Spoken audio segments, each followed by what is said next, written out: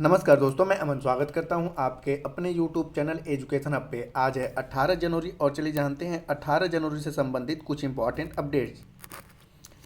आज का पहला अपडेट है विश्वनाथन आनंद को पीछे छोड़ते हुए भारत के नंबर 1 शतरंज खिलाड़ी कौन बने। ऑप्शन है आपका रमेश बाबू प्रज्ञानंद या गुकेश डी या विदित गुजराती या पेटाला हरे कृष्णा। तो सही ऑप्शन होता है ए रमेश बाबू प्रज्ञानंद। एक्सप्लेन जानते हैं तो भारतीय युवा शतरंज खिलाड़ी रमेश बाबू प्रज्ञानंद ने नीदरलैंड में आयोजित टाटा स्टील मास्टर्स में विश्व शतरंज चैंपियनशिप डिंग लीरेन को हरा दिया। इस जीत के साथ प्रज्ञानंद विश्वनाथन आनंद के बाद मौजूदा चैंपियन को हराने वाले दूसरे भारतीय बन गए हैं। वह लाइव रेटिंग के मामले में आनंद को पछाड़कर भारत के नंबर 1 शतरंज खिलाड़ी भी बन गए हैं।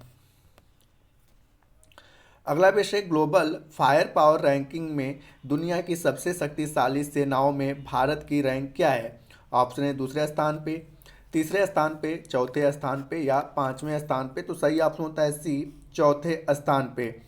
एक्सप्लेन में जानते हैं तो हाल ही में ग्लोबल फायर पावर ने सैन्य क्षमता के आधार पर दुनिया के देशों की एक रैंकिंग जारी की है। दुनिया के सबसे ताकतवर सेनाओं में अमेरिका पहले स्थान पे, रूस दूसरे स्थान पे और चीन तीसरे स्थान पर है।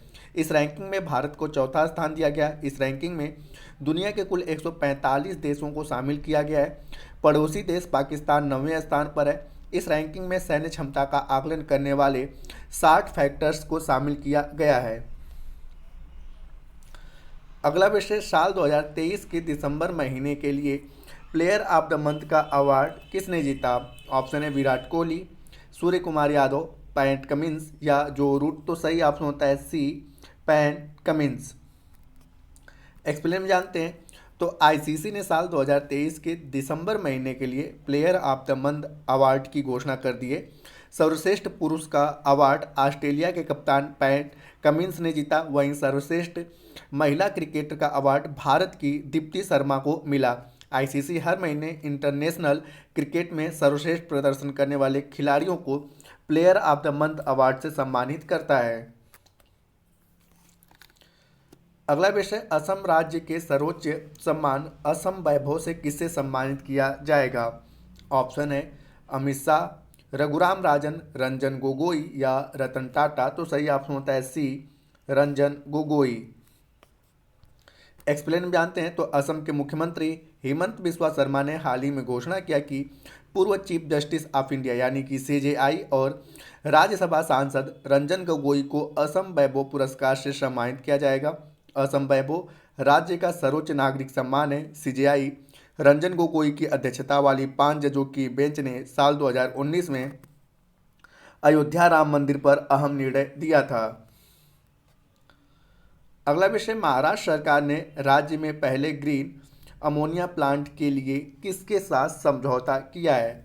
ऑप्शन है आपका आइनॉक्स एयर प्रोडक्ट या टाटा केमिकल्स लिमिटेड या Chambal fertilizers and chemical limited या दीपक फर्टिलाइजर्स। तो सही ऑप्शन होता है A Inox air product. Explain में जानते हैं तो यहाँ पे है आपका कि महाराष्ट्र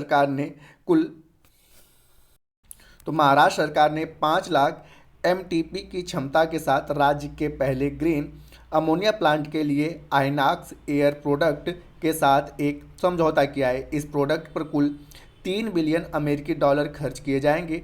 इस प्लांट में ग्रीन लिक्विड अमोनिया का उत्पादन किया जाएगा। अगला विषय यूक्रेन पर वैश्विक शांति शिखर सम्मेलन की मेजबानी कौन सा देश करेगा। ऑप्शन है यूएसए, फ्रांस, स्विट्जरलैंड या जापान। तो यहाँ पर सही ऑप्शन होता है सी स्विट्जरलैंड। एक्सप्लेन में जानते हैं तो यूक्रेन पर एक वैश्विक शांति शिखर सम्मेलन का आयोजन स्विट्जरलैंड में किया जाएगा। यूक्रेन के राष्ट्रपति व्लादिमीर जेलेंस्की के अनुरोध पर स्विट्जरलैंड इस सम्मेलन की मेजबानी के लिए तैयार हुआ है। गौरतलब है कि रूस ने 24 फरवरी 2022 को यूक्रेन में अपनी सेना भेजी थी। तब से दोनों देशों के बीच संघर्ष जारी है। आज का अंतिम विषय कि शांति के लिए एशियाई बौद्ध सम्मेलन की 12वीं महासभा का आयोजन कहाँ किया जा रहा है? ऑप्शन है काठमांडू, कोलंबो, नई दिल्ली या ढाका। तो सही ऑप्शन होता है सी, नई दिल्ली।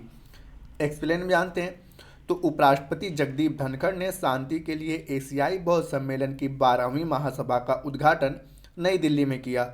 इस 2 दिवसीय 12वीं महासभा का उद्घाटन 17 जनवरी को किया गया।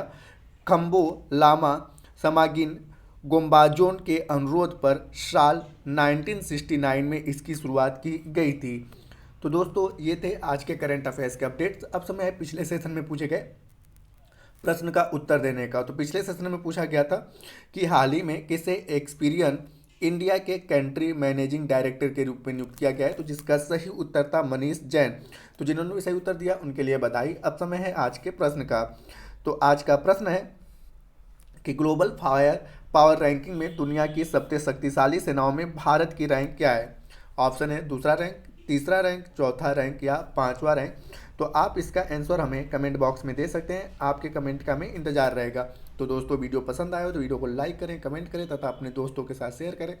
और चैनल पर नए हैं तो चैनल को सब्सक्राइब अवश्य करें तथा इस PDF को प्राप्त करने के लिए आप हमारे टेलीग्राम से जुड़ सकते हैं, जिसका लिंक वीडियो के डिस्क्रिप्शन में दिया हुआ है। तो वीडियो के अंत तक बने रहने के लिए धन्यवाद। मिलते हैं जल्दी नेक्स्ट वीडियो में।